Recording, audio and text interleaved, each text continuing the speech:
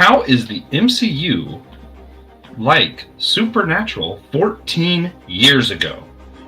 Today, we're going to be comparing the modern day era of the Marvel Cinematic Universe to Supernatural after season 5, back in 2010, what the series Supernatural went through. There's a lot of comparisons. They both had a big apocalypse event. They both struggled to find where the plot's going to go next. We might vary in opinion on how Supernatural handled it or how the MCU is currently handling it. Does the MCU still have hope? And can it learn anything from Supernatural? We're going to discuss all of that and more. I'm Joshua Knoll, one of your hosts. Glad to be here on my birthday, actually. And I am here with the one and only Christian Ashley, the man who inspires us all. We all wake up in the morning and go, should we podcast? I think we should, just so we have an excuse to say the name Christian Ashley. And that's why we're here today. Well, thank you, Joshua, and a very happy birthday to you on your actual birthday this time. Yeah, I don't usually like to tell people my birthday, but the SG crowd's like my family. They got to know, I guess. Also, Will posted it everywhere, so I have to give up on keeping it low key. It's now just out there, which is good. Thank you, Will. Appreciate it. Love you. What I'm geeking out on my birthday, my cat woke me up at 4 this morning, and I could not go back to sleep. So naturally, I woke up and finished my first Kingdom Hearts game of the year. Because, I finished last year platinuming all the games. So this year I started going chronological order. So usually I go like the order they release: Kingdom Hearts, Chain of Memories, Kingdom Hearts 2, etc. This time I'm going like Birth by Sleep and trying to do chronological, but Kingdom Hearts doesn't really happen in a singular timeline. It's weird. I'm doing my best. Yes. And I'm pulling one out of James' book. I'm doing the opposite of Platinum. I'm doing a speed run through all of them. Ooh. Which is accommodates my availability more, and it's just more fun to see how quickly I can get through the game. Yeah. So Christian, what are you geeking out? More power to you on that. I don't have the patience for speedruns, ironically enough. But as for me, just released not too long ago, Persona 3 Reload, a remake of Persona 3 just came out. I have been enjoying that immensely. I haven't played Persona 3. It's about further than I care to go. When the quality of life changes that came in Persona 4 and Persona 5 really helped me like the games more. I can't play Persona 3 as it was, but this has changed things. There's no fatigue in Tartarus. It's pretty dang good so far. I'm in like the third time you go into Tartarus at the moment, so really enjoyable. Loving it. Fun. Well, guys, now that you know what we're geeking out on, let us know what you're geeking out on down below. And, always rate and review the show over on Podchaser, Spotify, Apple Podcasts, wherever you get your show. You're on YouTube. We're not releasing this to the main feed, I don't think. We might later on, but right now we're live on YouTube. So smash that like button, hit subscribe. We're always trying to grow what we do. And we want to do a big shout out and thank you to James Barrett for supporting the show. I believe he's over on Patreon, but he might be a Captivator Apple Podcast. I just kind of put them all together and thank people for supporting, because people who support the show are awesome. And with that, we're going to jump into the main part of our discussion today. And doing that as we're talking about the MCU and Supernatural, and I don't think a lot of people would put these two together. I don't think a lot of people are sitting there thinking these are some similar IPs that need to be talked about. Maybe they are. Maybe I just like to think that I had a novel idea. I probably haven't. But I wanted to just kick off with why I thought of this comparison. It was literally just Supernatural is one of my all-time favorite TV shows. And there's been rumors lately of a season 16, which I am worried about, because season 15 ended so well. And I know there's a lot of controversy around it, but it actually tied things up. And I'm like, even if everyone didn't like it, at a certain point, you got to learn to leave it alone. As much as I do love all the characters, if they made a 16, I'd watch it. I'm not gonna lie. I'm not gonna say I wouldn't be there at midnight waiting for it to drop. I love this series, but I'm also nervous because of what happened last time at the end of season 5, when it should have ended. They continued with season 6, and I loved the characters, but there were so many seasons. I was like, oh, okay, so the world's in danger because this guy's the worst thing. Okay, and then the next season, the world's in danger because this is new bad guy is now the worst thing that's ever. Okay. and just over and over. Got really repetitive and kind of boring, even though we love the characters. And the MCU, I don't feel this way personally. For the most part, I like a lot of the modern MCU, but a lot of people are burned out. They're tired of it and think that it should have ended after Endgame. They're wrong, but they think that it should have.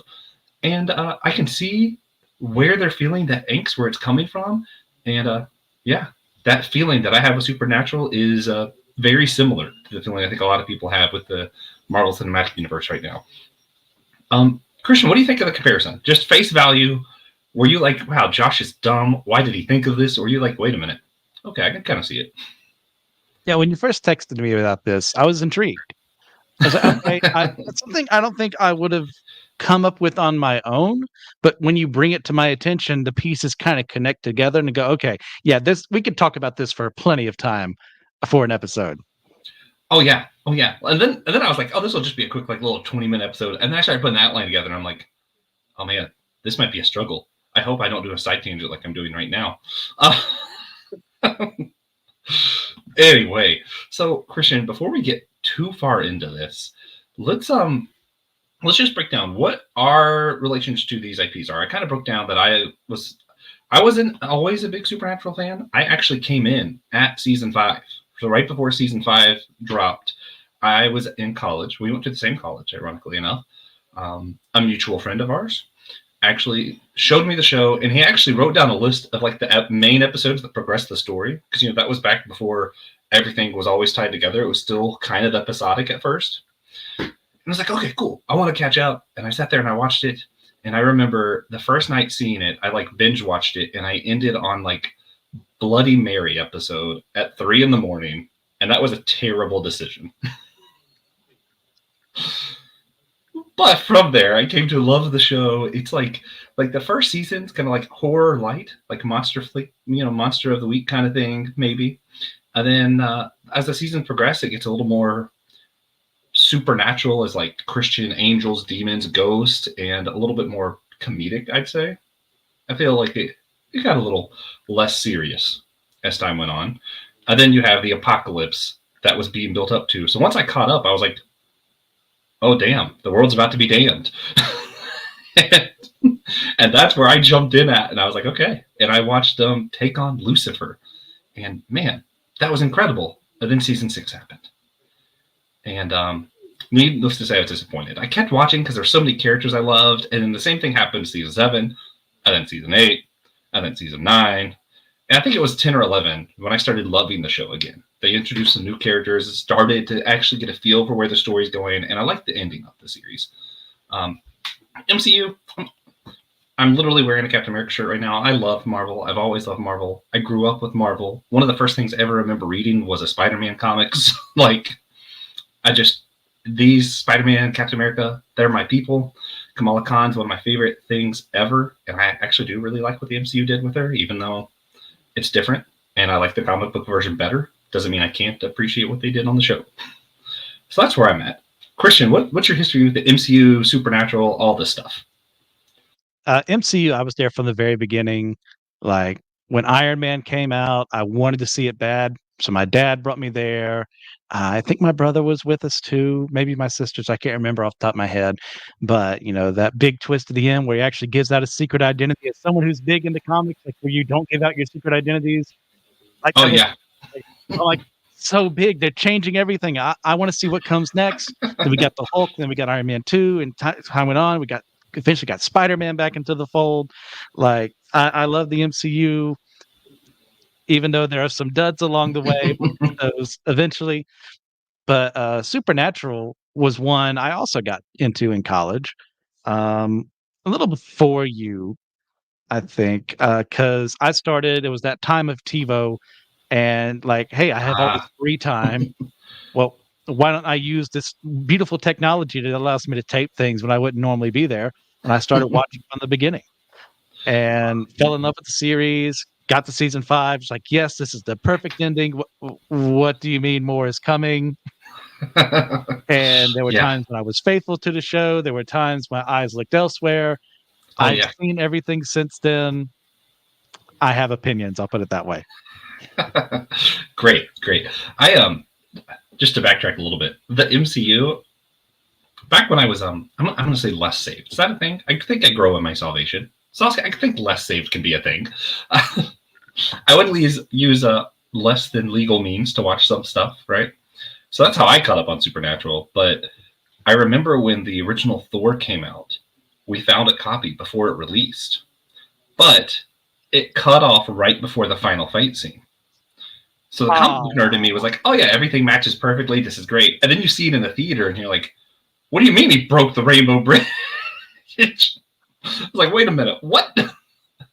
And I don't know, man. I loved that. I actually had an ongoing thing up until Guardians 2. So I watched the first Iron Man in theaters. And then Hulk came out. I ended up seeing it twice. I was like, that's kind of funny. So Iron Man 2 came out. I was like, it'd be kind of funny if I just saw it 3 times. And then it became 4 for Thor, and then 5 for Captain America, 6 times at theater for Avengers. I had a friend who was like the manager of the theater. I wasn't paying for all this, mind you.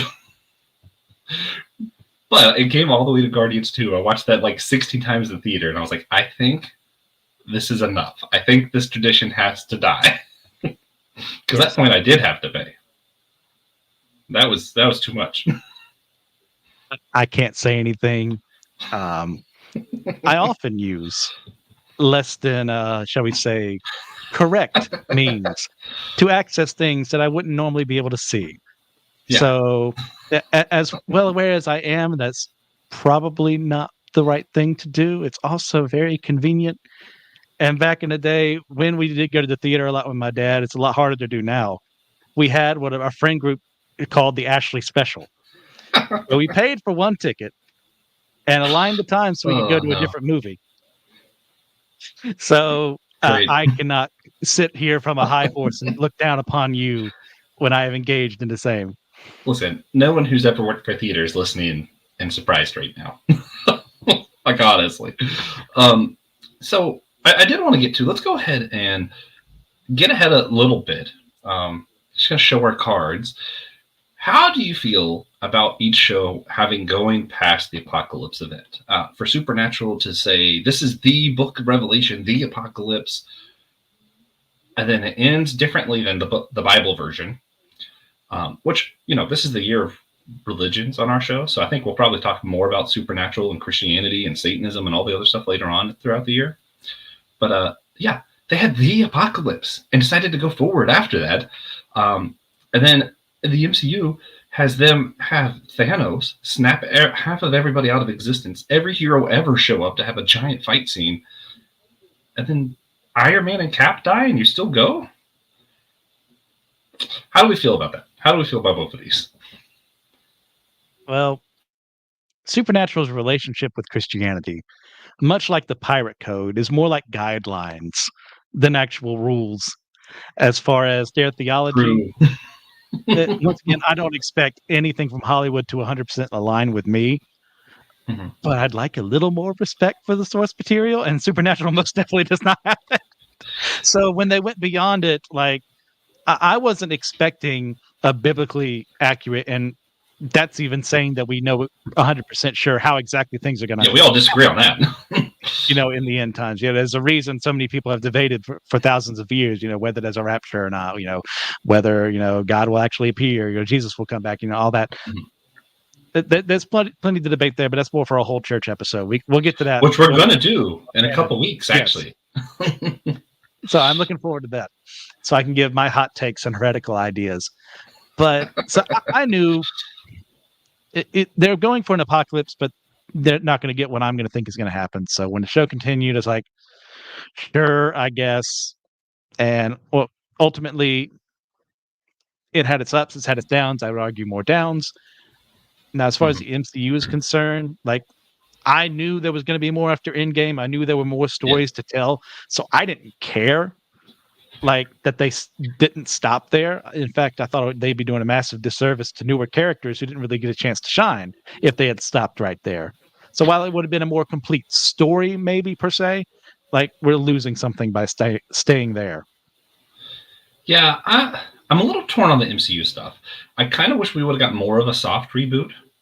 And instead of them just continuing all of the same character, which I'm contradicting myself in the future. What I'm going to say later on is the opposite of this.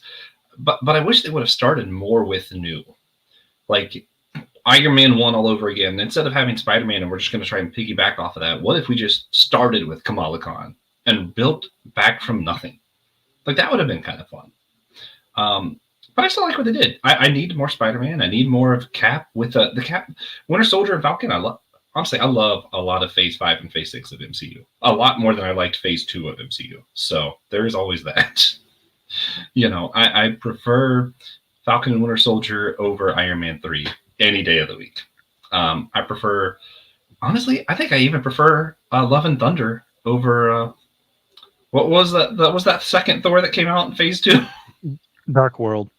Yeah, which I even like Dark World. And I still am like, no. Like, I like it, but it's still like the bottom. So, I don't know. I'm torn on that. Supernatural, same thing. Season 5, I think if it would have ended there, it would have been a better complete story. It would have been more succinct. But the more I think about it, the more I'm like, we only see Crowley once before the end of season 5. If I didn't get to fully develop and have that character fleshed out and get to know him, I do feel like my life might be slightly worse for that. Like, I feel like my life is better for knowing the character Crowley, And I actually do love what happens in the last 5 seasons. To kind of give my take on a lot of supernatural stuff, part of why I like it is I think they're intentionally criticizing religion. I think they were fairly accurate to a lot of the Catholic depictions of angels and different stuff. Castiel being the angel of Thursdays, all of that stuff, the angel of free will. And then, you have that, our main team in Supernatural, Sam and Dean are the hunters, the brothers. And then you have Cass and Crowley being called #Team Free Will. And Jack later on. We'll talk about him later. But I'm like, yeah, that was kind of the point of the show, I thought. So having the apocalypse subverted because predestination is just a bunch of bull crap, and really we all are in charge of our own fate, even if I don't agree with that, I do like how they got their story across. And I think part of what made the next 5 seasons stink for me is they weren't hitting that theme at all. But then you get near the end, spoilers for everyone wondering, you get God's sister involved, you get God involved, Lucifer shows up, and you're back into this, is it free will or is our story already written? And I think it's a lot more meta and a lot more on the nose at the end. But I liked it again, I think, because it was getting back to the point of the show. Whereas a lot of the stuff in the middle was just, we need stuff so that people will keep buying our stuff. Yeah. And that's what I didn't care for. So if you had to rate the MCU post the snap and Supernatural post season 5, where are you going? I will say MCU. I might give post Endgame a 7.5. It's like this stuff I really enjoyed. Like Guardians 3 was amazing. No Way Home was like a love letter to every Spider-Man, trilogy and duology out there. And then we had some stinkers, like, respect to Ryan Doze, who has a very different opinion than me. I did not care for Love and Thunder as much. I'm with you. And, some of the TV shows like Moon Knight, excellent, loved it. Mm-hmm. She-Hulk, I was like, I'm okay with it by the end. I ultimately enjoy it, but there's definitely some changes I would have made to the show. Same, yeah. I'm not a fan of what they did. Yeah, stuff like that. So overall, I'll probably give it like a 7.5. Now, Supernatural, like when you put this question, is how will I actually rate the last 10 seasons? And ultimately, I came to a 5 out of 10 because there's stuff like I really enjoy. Like if we lived in a world where Scooby Natural never happened, we would be poorer for it. I don't even like that you suggested that world.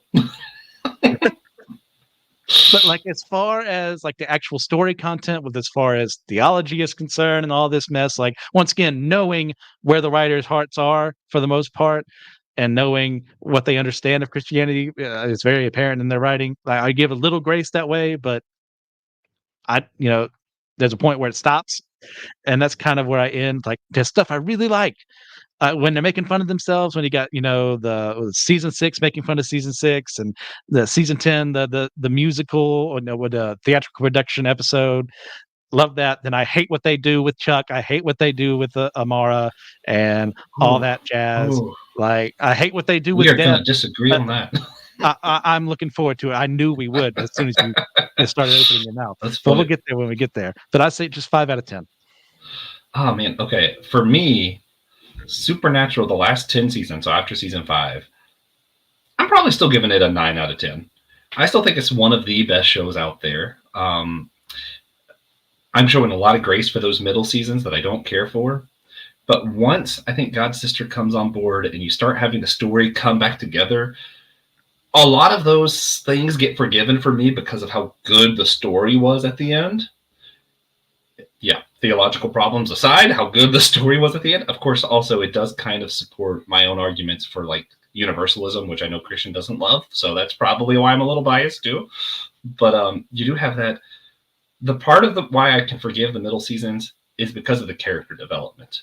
So the end that I love makes absolutely no sense if you don't know who Crowley is, if you don't know who Castiel is, all these other people who really you don't learn about the characters until the middle. MCU, I'm going to go 6.5 out of 10.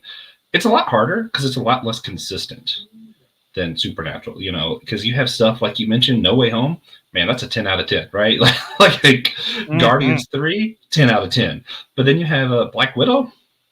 Why did we make this? What was the point of this? And then you have earlier and better. We have the Moon Knight show, and I'm like, oh man, top tier television. And then you have like some of the other shows. I don't even remember some of the other shows that I'm like, why did we do this exactly? And yeah, so they're all over the place. I still like it more than I don't like it. And some of the stuff that they're made, again, some of the best stuff. I have a hard time thinking of any MCU movie that's as good as Guardians 3. I love Winter Soldier. That might be the only one that compares like for me. So I'm like, it's just not very consistent. So I'm going to go 6.5. Fair. Yeah. So, Christian, could you summarize the stories of each of these IPs as far as like what led up to the respective apocalypse events that we're talking about? Okay. If I forget anything, feel free to add on. So for Supernatural, we start, bare bones. There are mythical creatures out there. Our job is to hunt them, protect humanity, blah, blah, blah. Oh, no, demons are a thing. Oh, no, angels are a thing. Oh, and the whole reason the demons have been messing with Sam is so that he could one day be one of potential children that they messed with to open up the keys to allow Lucifer to come back and unleash the apocalypse upon the world, while heaven, on the other hand, is being under the orders of Michael because they're not really aware where God is right now. They're kind of at that point of, well, this is where we knew things were heading, but God isn't here to tell us what to do. So I'm going to take charge.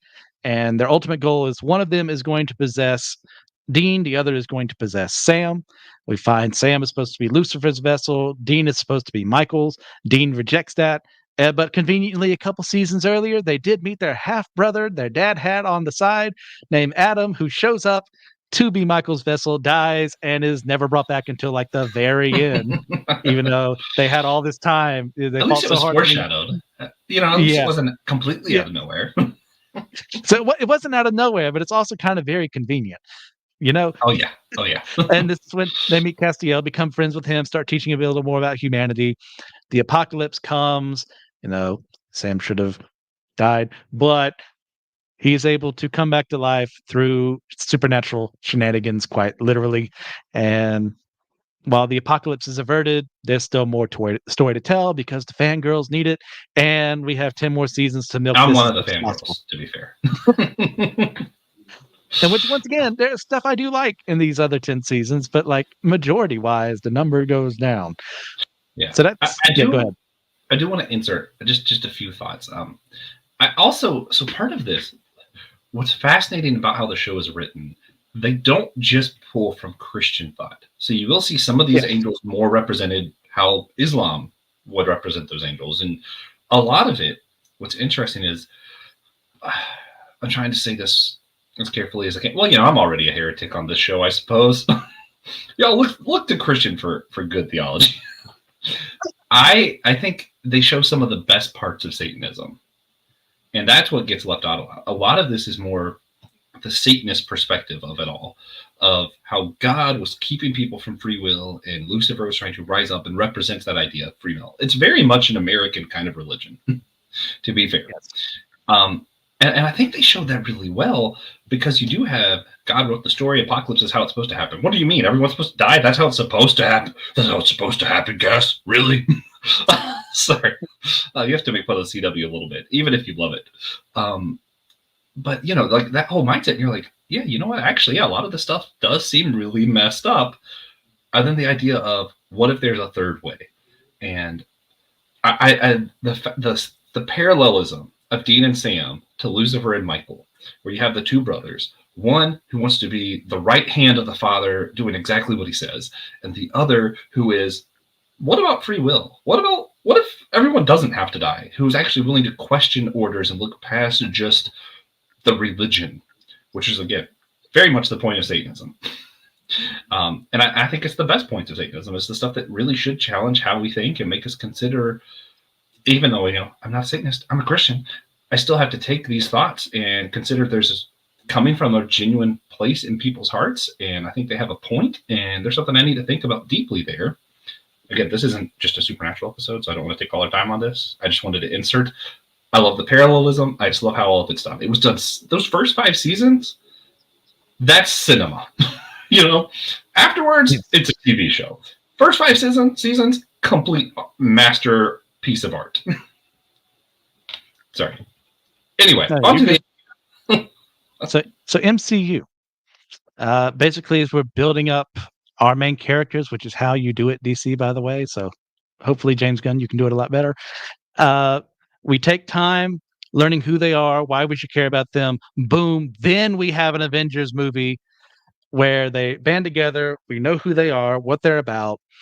They managed to stop their first invasion of Earth together, but we learned that not only were these aliens, the Chitauri, working for Loki, they were loaned by this mysterious figure known as Thanos, who is on the lookout for the Infinity Gauntlet so he can wield the Infinity Stones in the movies, Infinity Gems in the comics, where if he has all the stones together, he can pretty much make reality whatever he wants it to be. And his ultimate goal is to wipe out 50% of the population of the entire universe. That way, because since this is different than the comics, he's not trying to court death in the movies, because I guess they didn't really want to go to the cosmological side of that.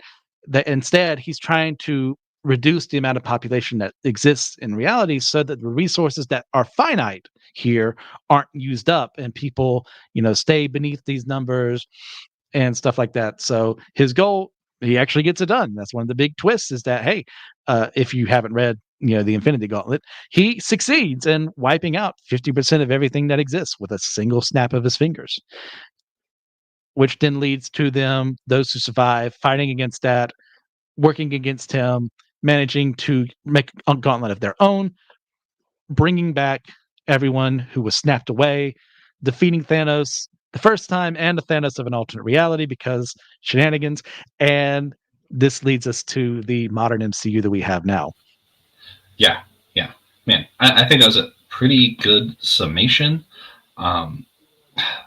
Yeah, one thing also, just when we're thinking about like the comparisons, I like how both series have, I'm trying to word this carefully, not sympathetic bad guys. I don't think anyone's cheering for Thanos or Satan.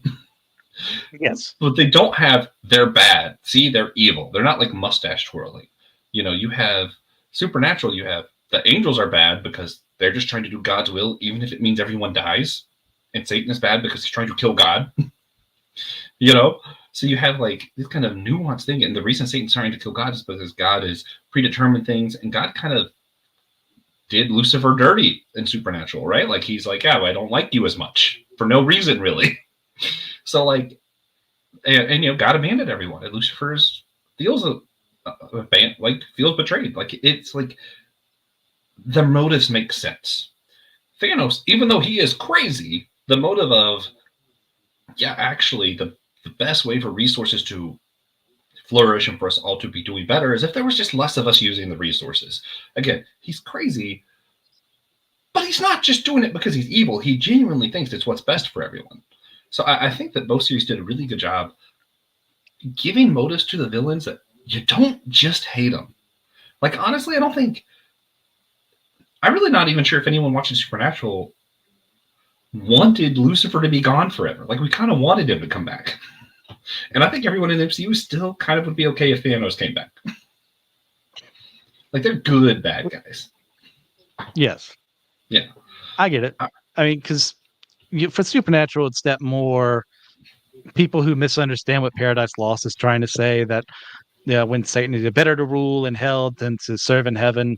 It's kind of him being a little 13-year-old edgelord who doesn't like what daddy has to say, and then trying to justify, well, I only fell because I'd rather be here than in heaven, versus, how more modern audience would look at that. Oh, well, that means he's the hero because he's a rebel, versus him actually being the bad guy who's trying to justify being the bad guy because he is doing evil things. So you get to Supernatural where he gets a better motivation, but it comes from that idea that we get from older works like Paradise Lost to kind of give Satan a little bit more characterization than the Bible does in particular. Yeah. And then speaking of the baddies, both series, I think that both series thought too much about their bad guys. That they thought the reason that it worked was because of Thanos. The reason that it worked was because of Lucifer, which, again, we do love them. They did a great job with these. The problem is when they try to follow up and be like, the next bad guy's going to be just as bad. So for the MCU, they're like, we're going to do Kang next. Everything's going to be building to this multiverse time bad guy.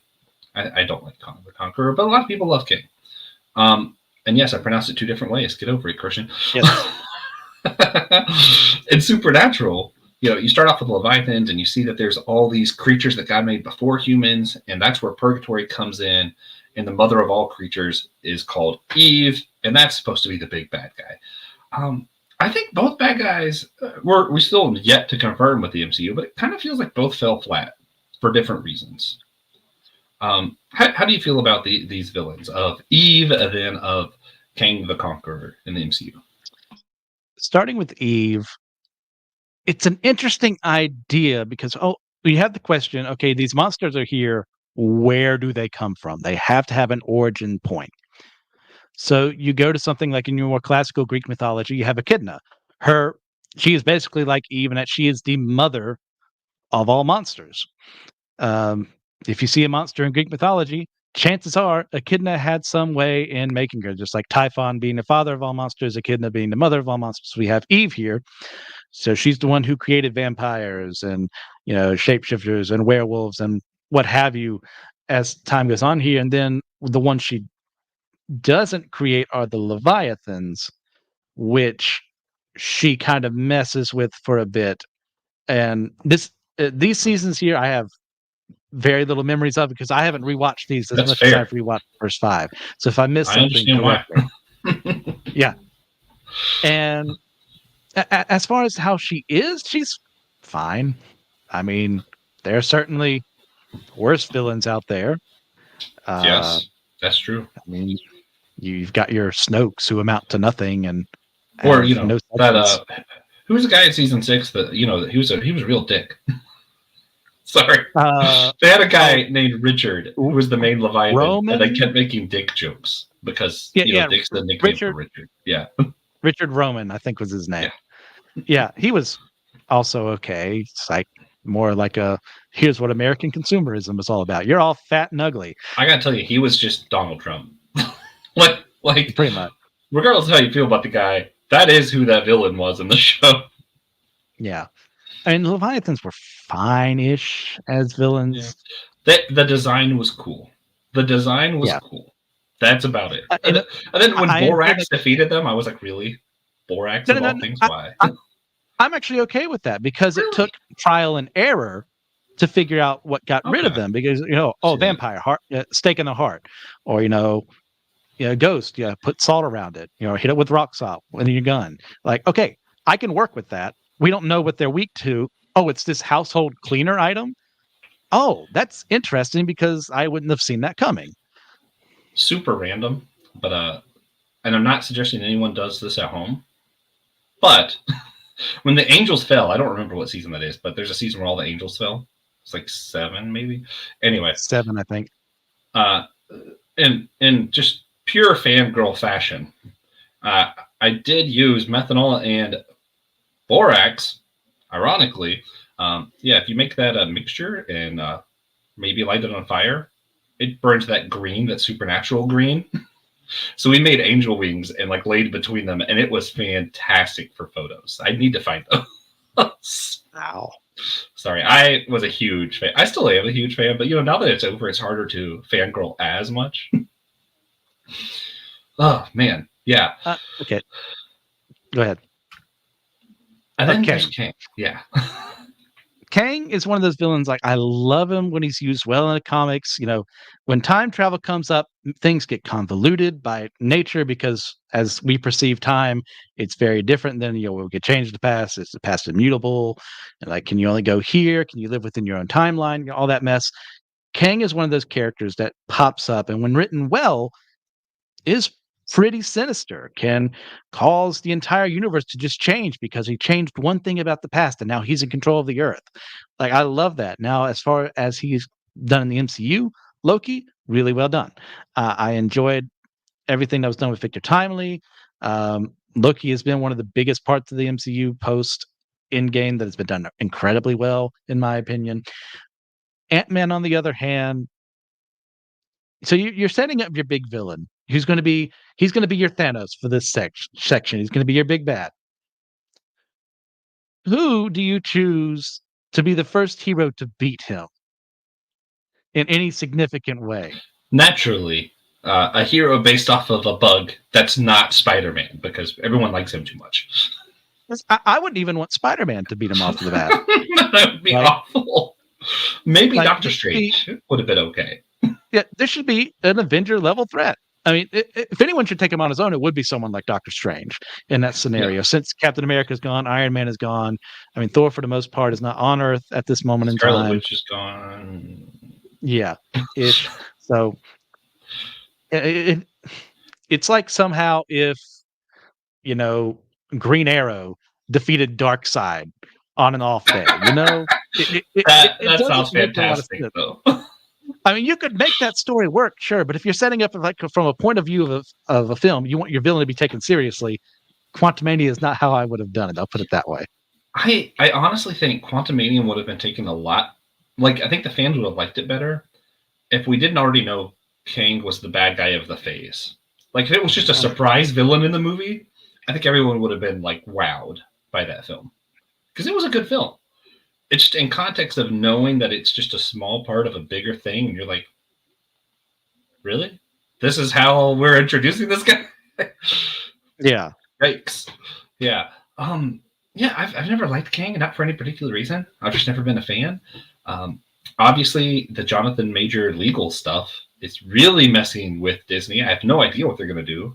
I hear rumors they're going to swap him for Doctor Doom, which personally I would love. I like Doctor Doom way more. I'm still mad they didn't set him up in Wakanda Forever like I thought they were going to do. Wakanda Forever, I've recently changed my mind about. This is a side, like a small side thing. I did not like that movie at first when I watched it because it felt like just propaganda.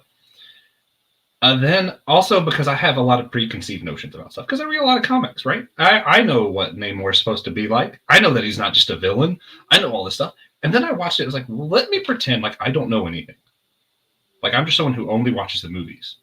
And when I look at it through that lens, it's a phenomenal film.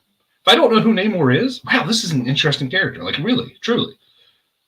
The problem is that I already know these things. So it kind of spoiled it for me. And of course, there's T'Challa. Yeah.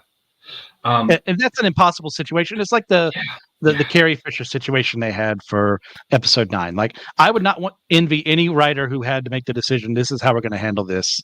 Like, ultimately, for me, as much as I love Chadwick, I would have recasted and had a new person play Black Panther, or play T'Challa, but that's me. This is what they chose to do. The film is fine. It's never going to be one of my favorites. See, personally, I would have gone for I would have done something insane. That, to me, that's one of those moments where there isn't a good answer.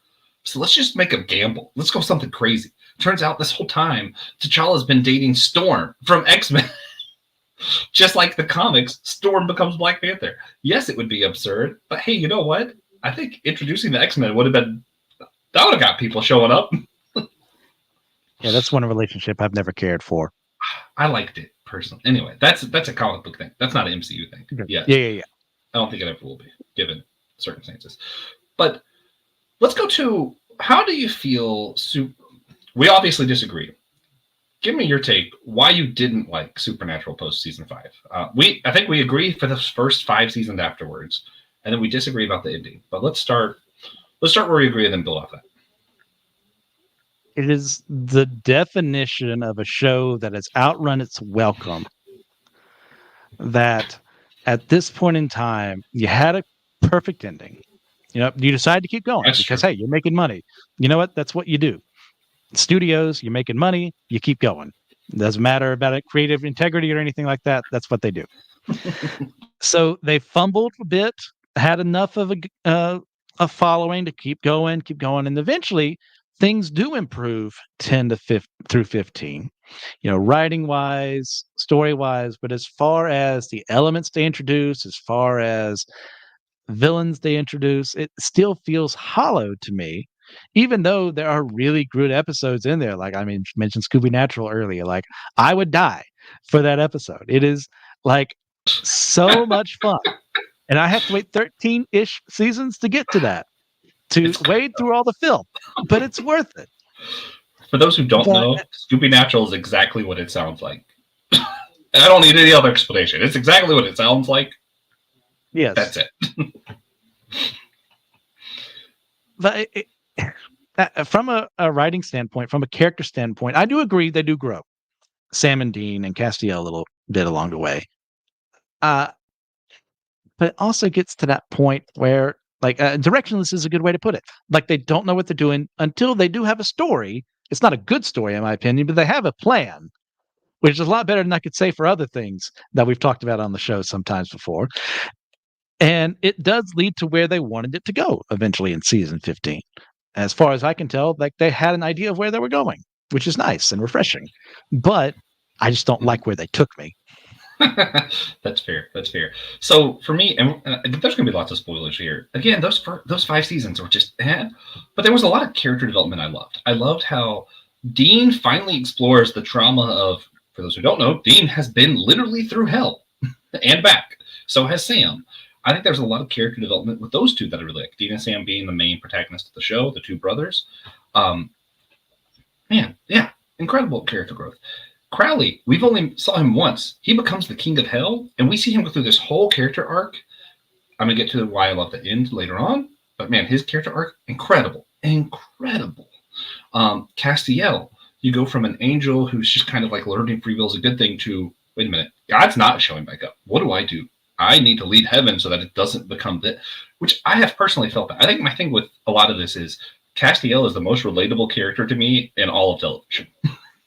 Maybe outside of Luffy from One Piece. Because I'm watching him, and I remember season 5 whenever he stops by because they're in the middle of the apocalypse, and he's a little drunk. They're like, wait a minute, how are you drunk? He's like, I found a liquor store, and I drank it. And I'm like, yeah, that's I relate to Castiel very well. Because when you realize, and this is, again, maybe because I'm a little more progressive than Christian, when you realize a lot of the stuff that you held to as dogmatic religious truth, you don't believe it anymore, and you have to fight for something else, then all of a sudden you're put in this situation where everything you built your life around isn't quite what you believe. And you're like, I don't know what to do.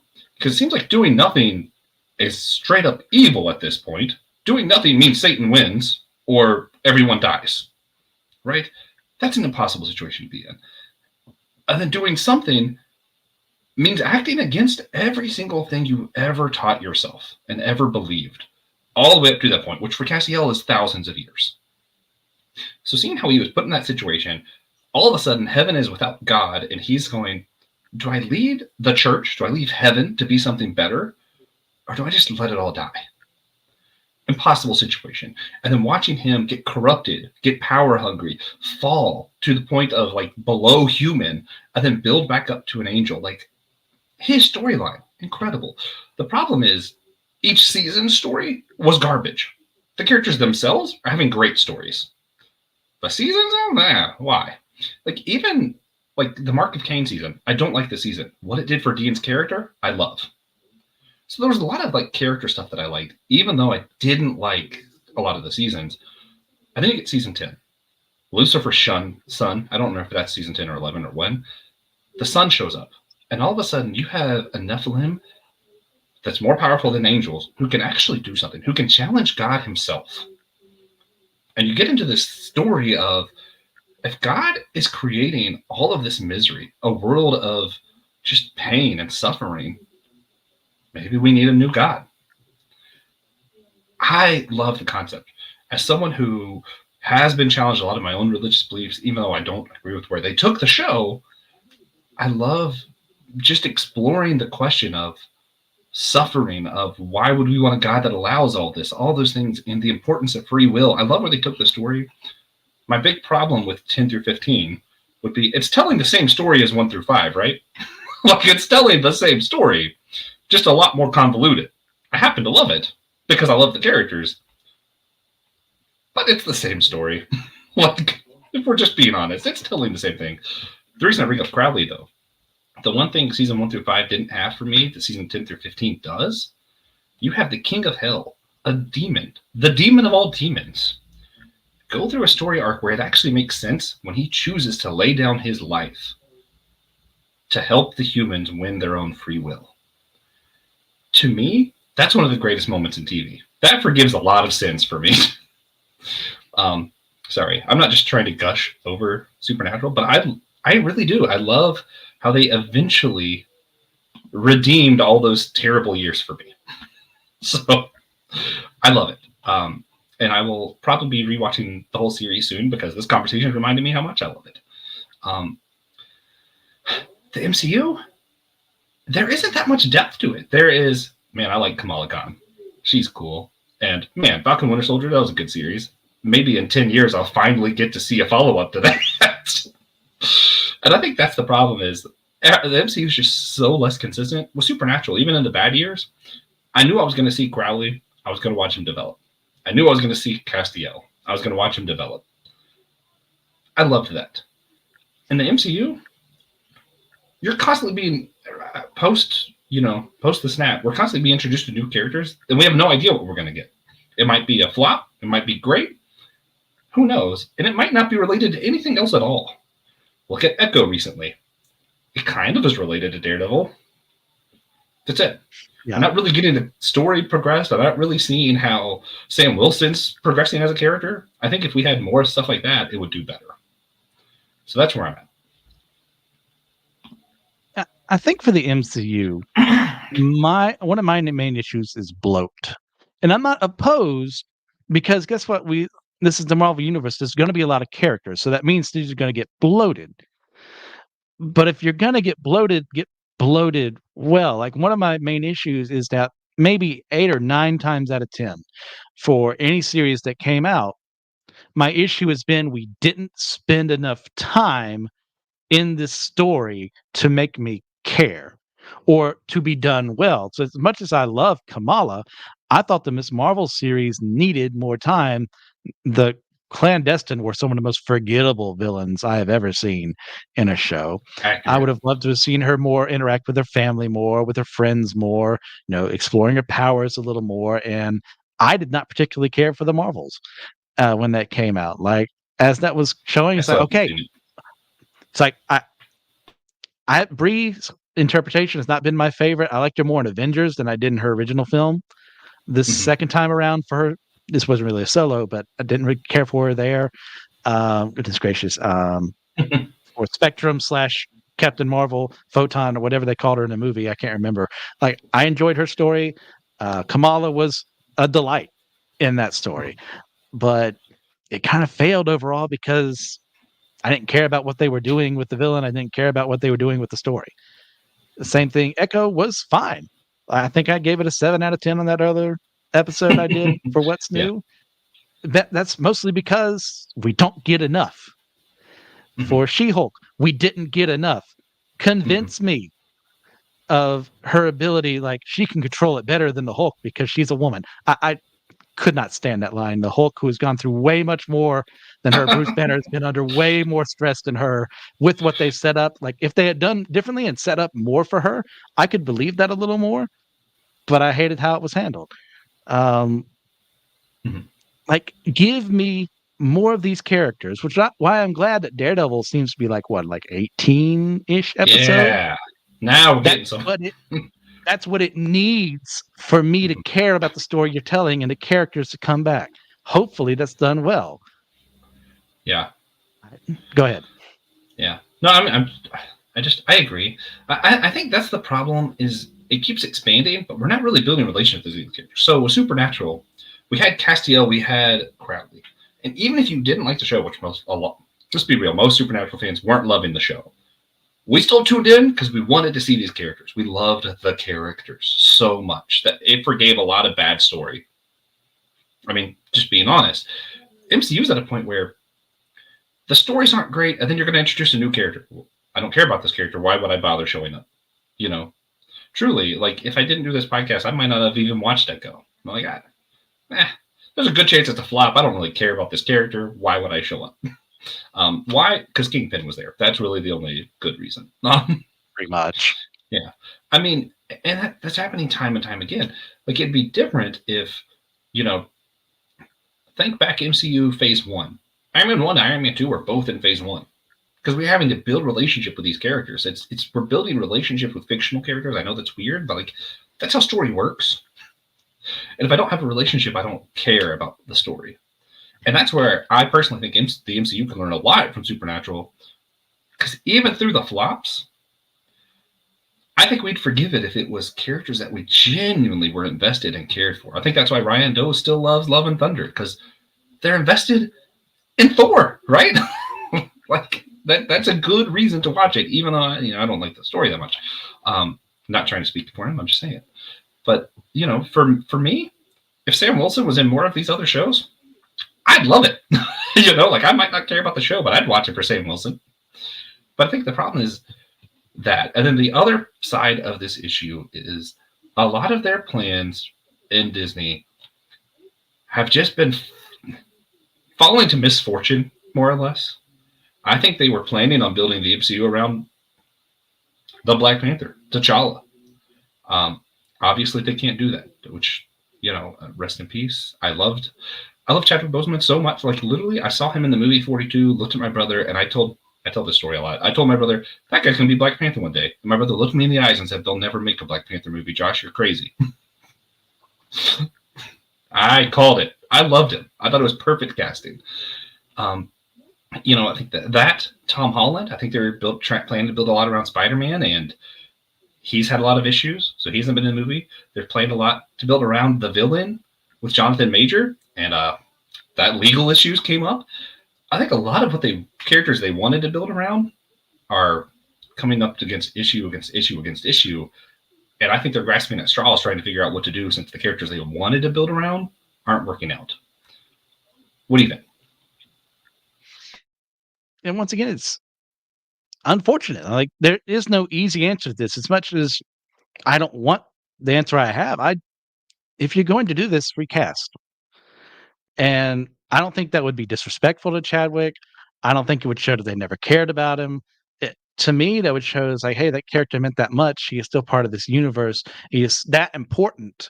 We're going to keep him around. But when that changes, okay, well, what's your backup plan? And so far, the backup plan is we'll just throw stuff at the wall and see what sticks. It is what it feels like. And Yeah. no, it's great. Like I said, No Way Home, tremendously great, fun movie, 10 out of 10. But it's hard to build the MCU around Peter Parker when you have that deal with Sony, where you have to split the profits and all that mess, and everything gets messed up there because people are greedy, and that's just how it is. So, who is our guy right now? Is it Ant-Man? Is it Scott Lang? Is he our guy? Is it Sam Wilson? Like Loki? Captain America: Winter Soldier, I enjoyed for the most part, but once again, it suffered from that problem. It needed more time spent for me to care with people. His whole speech about the end of do better is like, okay, well, how? How are we supposed to do better? Like, if Sam had said give more reasons for how they could do better, I'd agree with them wholeheartedly. It's like, convince me this man is Captain America. And for the most part, they did. The ending episode to that point didn't really catch me as much as they wanted it to, because once I again, that liked wasn't it. as fleshed out as it should have been. But I'm still like, hey, build it around Sam. And when was the last time we saw him? Brave New World is not coming out until next year, I think. Yeah. It's been 5 years ish. Yeah. And that's where this comparison gets interesting, because I remember times in like season 7, season 8 of Supernatural where I wasn't watching every week, but then I heard, oh, Crowley's in the next episode. He's the main character of the next episode. I'm like, I'm watching that episode. I'm tuning in because Crowley's awesome. I want to see what happens next to him. And I think that's the problem. Like the MCU, and what's weird is it's like they're choosing the wrong characters, not just because of like some of the misfortunes that happen, but also like, hello, every fangirl in the world wants to see more Bucky Barnes. Why have I not seen Bucky Barnes for like 5 years? Like, come on. Like it's just there's some stuff that I'm like, you guys, I didn't like Shang-Chi, but a lot of people loved that movie. You didn't like Shang-Chi? No, I was so bored. I didn't get it, but so many people love that. Okay. And he's made one appearance? Why? Like you have characters that people are in love with.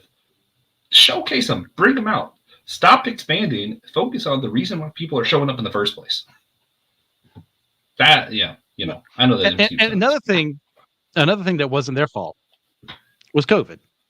That ruined a lot of plans. That's true.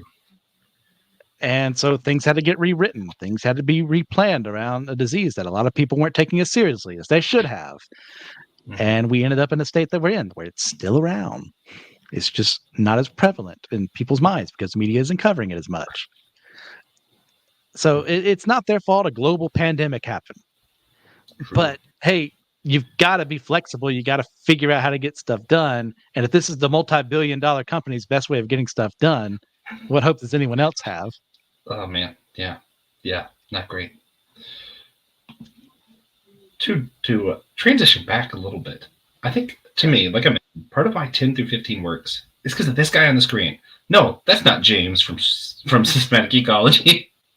In my mind, he looks like James. That's Jack from Supernatural. That's Lucifer's son. And I think the new blood, the new character, introduces a new storyline that I personally loved. And I think it brought new life to the show. It allowed them to have a real story again instead of just kind of grabbing at anything. The MCU is starting to do that. You see them starting to build the Young Avengers. You have Kamala Khan starting to build a team at the end of the Marvels, right? You see Kate Bishop. I love Kate Bishop. I love Kamala Khan. I love some of these characters that they're doing. Do you think the Young Avengers can do what Jack did for Supernatural and help them find a new story, something like a fresh breath? Looks like no. But specifically for Jack, no. I think the decisions they made with him is like kind of what you were talking about earlier, wrestling with the problem of evil in the story from a more secular lens. Well, that's going to be your answer. Well, God should just be better. God is either evil to allow evil to exist, or he's incompetent, in a more secularized way of viewing things, versus God allowing it to give people time to repent, and he's given plenty of time to people. In my point of view, how I look at scripture, then you get to Jack here in this series, who is son of Lucifer and a human woman, becoming a Nephilim by that design. Is that actually how Nephilim work in scripture? Who knows? We weren't there. We get Jack. And it comes to the point of, hey, struggling with that. We get a bit of Sam in there. Kind of, you mentioned earlier, Sam, seasons 1 through 5, was struggling with those inner demons, some of them quite literal, and figuring out how he could use his powers for good. And, oh no, I accidentally killed someone with them, or I used them the wrong way. How can I make up for that? That was interesting. But their ultimate decision to make him a god who just kind of stands by and says, good luck, everybody. But I'm still going to leave monsters in the world so Dean can die, and that's fun. I didn't care for that. But do you have anything you want to say on that before I go to the Young Avengers? Because I know you love it more than me. I see where you're coming from. I don't think it's a bad argument. A god that does nothing also seems cruel. Which, there's a reason we struggled with the problem of evil for so long. A TV show wasn't going to suddenly solve it. Yes. There is this whole issue of, if there's an all-powerful, all-good God, why does evil exist? And I think the show did a good job of showing a God that does something about it looks like someone who's controlling all of us and writing our lives for us, and that's not a very loving God. Man, I sound like Thomas Ward there. And then you see the other side. Thomas Ward might love Supernatural. We should ask him. We see the other side here of an all-powerful, all-good God that lets everyone make their own choices because he loves them. And then there's monsters and evil afoot and everyone's dying. Man, that still kind of doesn't really feel like love, does it? So I see that. I don't think they came up with the solution to the problem of evil. I don't think they did. I do think That's the not point their that, fault. yeah, but I think their point that free will is better than predestination. As someone who grew up Pentecostal, I like that. I'm for that. Yeah, sure. That's a better alternative. They're both bad, but I like that better. Being a universalist, I'm a big fan of a God that saves everyone in the long run. But that's not what they did. So, but they got closer to that than I think they did your beliefs. I think they were closer to my belief of eventually everyone will make it to heaven than the more traditional Christian belief, I guess. But as far as the Young Avengers are concerned, I think there is huge potential in them. Like they can be the Yes. faces. What is Kamala's actress's name? I should know this. Me too. I was hoping you wouldn't ask. I can't remember off the top of my head, but she is her. She's able to embody Kamala really well. Great. I can see a world where they make her, assuming the other heroes start to retire as Iman well. Vellani? Yes, Iman. She is fantastic. She could be the face for a new Marvel universe. I could see that happening. Like having her be the one to lead these new Avengers, these young Avengers, even though it's not how it happens in the comics, that's perfectly fine because that's what you have in the MCU right now. Like you're dealing with the fact that unfortunately characters age, actors age, so you're gonna have to make this work. Like what is Kate Bishop's actress's name? I can't remember off the top of my head. She is now in her 20s.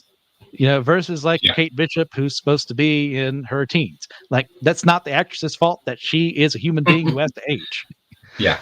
So they are younger than the other Avengers. They can make this work. I enjoyed what she did in Hawkeye. For Scarlet Witch's kids, like there's potential there. They're not built up really well because maybe that'll change with Agatha. Maybe that's what'll make that the Andor of the MCU is that I actually care, and I know you don't care for Andor. That's your fault. That's your problem. It is my fault. But like maybe they can make me care about them. So we have Speed and Wiccan providing the magic and the mutant more powers there. Like it is full of potential. The problem is I don't have enough faith in the writers to do it at this point in time with what they've delivered. It is not impossible. I want to be wrong. I want to enjoy the movies that I watch and the television shows that I watch, but they have not given me enough to believe in them since stuff like Endgame or Guardians or No Way Home. Yeah. Yeah. I think if we saw more of the characters, if we saw more of She-Hulk, I really like She-Hulk. I know that's controversial. If we saw more of her, we saw more of Kamala Khan, Kate Bishop, Sam Wilson. If we saw more of those four characters, I feel like we could grow attachment. I could see them building a whole new story. The biggest hurdle after you actually build relationship with these characters would be, I think you need to establish the next threat is just as serious as Thanos. And I don't see how you do that without that threat somehow beating Thanos in another dimension or something weird. I don't know how you do that. It's harder when you get to Marvel because it's more sci-fi and stuff, and Supernatural is supernatural. They just have to literally can just go through different religions and go, boop, there it is, God. Yeah, that's better. That's bigger than Satan. He's the bad guy. Like they have source material. Marvel does too with the comics, but it's a little bit harder to show it because it's a lot less familiar to people, I think. Everyone knows who God is. Everyone knows who Satan or Lucifer is for the most part. Supernatural didn't have to show as much as I think Marvel does to prove that its bad guys are bad. So there's that. I think it's a little bit easier for a show of that design with that kind of source material. But we'll see. I hope they do build around Kamala Khan and Kate Bishop. Those two characters, both. I loved them. I thought they were great. But again, time will tell. Before we go, I did want to ask you, I think a lot of us feel this way in our own lives at time. Not that we've gone through an apocalypse, but I think everyone has a time where they feel directionless. They feel like, okay, I finished college. I don't know what's next. I got married. I don't know what's next. My whole life has been building to this moment. Now what? Or even sometimes maybe you dropped out of college. Maybe you didn't even succeed, and you're like, oh, well, if my life's not this, what is it? What what do you say to those people? Like, is there anything we can learn from these television series? I mean, is it we just got to surround ourselves with the right characters? I mean, like, what do people do when they feel directionless in life? I guess is what I'm trying to get to. I'll tell you how I do it wrong first. My first instinct is to always rely on me and never once tell anyone, Yeah. hey, I'm going through this, I'm wrestling with this, or it's always me telling myself in a sinful fashion, you can do it on your own. You're a lone wolf Christian. You don't need the church. You don't need your friends. You don't need Jesus. You can do it, Christian. And sometimes I can't. Most of the time, I can't. And I convince myself I am because that means Christian is in charge. Yeah. That is a terrible outlook. I'm not in charge. I've never been in charge. You don't want me in charge. Even when I lie to myself and say that I do, I know that's the wrong choice. Yeah. So for me, what I've always had to do is I have to take that honest assessment of myself and say, okay, remember the last time you did this? Remember the time before that you did this? How did that go for you? Chances are the answer is it went poorly. Oh, well, then how did you improve? Oh, I told people. I confessed my sins. I went to people and said, hey, I am wrestling with this. Pray for me. Help me through this process. People I trusted, people who wouldn't talk behind my back and say, you know what Christian's doing? Oh no. Yeah, he calls himself a child of God, and that's what he's doing. It's like that there's a way to go about this, and it takes trust in other people. It takes believing in them wanting the best for you and believing in a God who also wants the best for you. And that's difficult because that means giving up control, which is something I wrestle with every single day. And he's had to teach me over and over again, you're not in charge. Mhm. Listen to me. So it takes a certain amount of humbleness to just come out and say, I can't do it. I am directionless. I don't know where to go. I need to talk to people who can help me. Yeah. Yeah. But here's the moral of the story. But this time, I feel like it fit too well. Like when I'm thinking about it, going, oh yeah, the reason that it could pull past these directionless moments are the characters. And then the more I think about it, like, yeah, no, it is true of my own life, right? Like I can look to times. Um, I'll just let you know. Like I remember past my accident and stuff, different things have transpired where I was over ministry. I dropped out of college. I lost a relationship that I thought I was absolutely meant to be with, like all this stuff, right? And I remember feeling like there was no point anymore. And a lot of times, when I got up in the morning, the reason I left the house at all, if I did leave the house, was because of certain people in my life, right? It was like I was tuning in that next episode because I knew Crowley was there, you know? And, I'm thinking about it, and I remember having a moment where I sat down with someone, and he just asked me, what's going on? And I was like, I don't have a point. I don't see any direction. And just to have, you know, for me, a mentor at that time who could speak life into that moment, if that character was not part of the show that is Josh's life, the show might have ended. I might have just not had the will to press on, especially considering that's around the time my accident happened. It takes a lot of willpower to make it through some of the stuff like that. I think if I didn't have any hope, any reason to, I might not have. So, I'm looking at these things going, yeah, sometimes I know it's cheesy to add this moral of the story at the end, guys, and I'm sorry. But I do think, yeah, sometimes in our own lives, we might feel directionless. Like, what's the point? We did the big thing. What's next? It seems like there's no real story going on. I think that's when it's important to surround yourself with the new Avengers and read Kamala Khan comics. No, Christian, do you have anything else you wanted to add? Just be willing to do an honest self-assessment of yourself. Know who you are. Like what makes me wrestle with life is not necessarily going to be the same for you. Yeah. Just don't say, well, he's going through that, therefore it has to happen to me. It's like, no, like find it out, be honest and say, I am deficient here, or I think I'm in control here when I'm obviously not. Like Yeah. find that out, be honest and say, okay, how can I improve from here? And who am I going to let know that I can trust and is looking out for me that will help me in this process? Will ask you, hey, how are things going there? Like, did you do that thing you were saying you're going to do? Like, I mean, for me right now, one of those things is, I don't know if I've told this on the show yet. I was recently diagnosed as pre-diabetic the last time I went to the doctor. And right now, part of me being accountable is I have people in my family, friends here that are saying, hey, are you committing to that new diet you said you were going to do? Mm. Are you drinking the soft drinks you said you were going to stop drinking in your bedroom where we were drinking 4 or 5 bottles a day? And that's how you ended up in the predicament you were in? Ooh, Like, ooh. it is Now you're possible preaching for at me to me. reverse this. Yeah. I was doing very bad things for my body. And people were telling me not to do it, but I wasn't listening. So it took this to get that done. But it also took me going to them and saying, hey, I am changing these things. I need you to hold me accountable. Hmm. Yeah, man, good stuff. Good stuff. So, guys, surround yourself with reliable, good characters.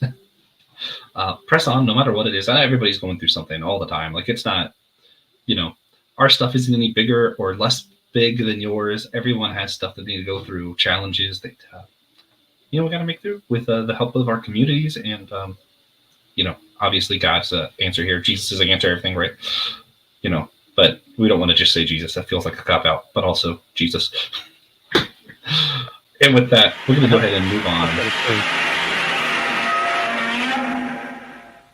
Recommendations. Christian, as far as like what you've been into, like what is there anything you would recommend to the audience today? I can do mine first if you need time to think about it. No, I got it. I don't know if I've recommended this before. It certainly sounds like something I would have in the past. But if you want like the way Supernatural kind of handles its deities to an extent, go and read American Gods by Neil Gaiman. It is fantastic. Well deserved of your time to read this book. It is in my top 10 books of all time. I don't remember exactly where I place it, but it is on that list. Go check it out. I would just love to see that list. For me, this is a recommendation I had earlier this morning. I was talking to James, another host of the show, and he recommended something to me, and I watched it, and I was like, oh, no, I'm going to recommend it to everybody else because I thought this was really good. So Monsters 103, Mercy's Dragon Damnation. It's on Netflix. It is based on a manga that Oda wrote before One Piece. They do tie it to One Piece in this little anime short, but it's like a one-off 25-minute thing. You don't need any context to watch it. I thought it was a really good self-contained story. I was like, wow, this was good. Very wholesome. You don't have to worry about kids being in that room. But I thought it was great. So I highly recommend 103 Dragon Damnation, whatever it's called. If you just type in 103 Dragons and Damnation to Netflix, you'll find it. So check it out. I think it's great. Be sure to rate and review our show, Podchaser, Spotify, Apple Podcasts. Since you're on YouTube, smash that like button, share with a friend, hit subscribe, all those things. They really do help the show a lot, so we appreciate those of you who do it. And a big thanks to James Barrett again for supporting the show. You rock, dude. And remember, everybody, we're all a chosen people, a geekdom of priests.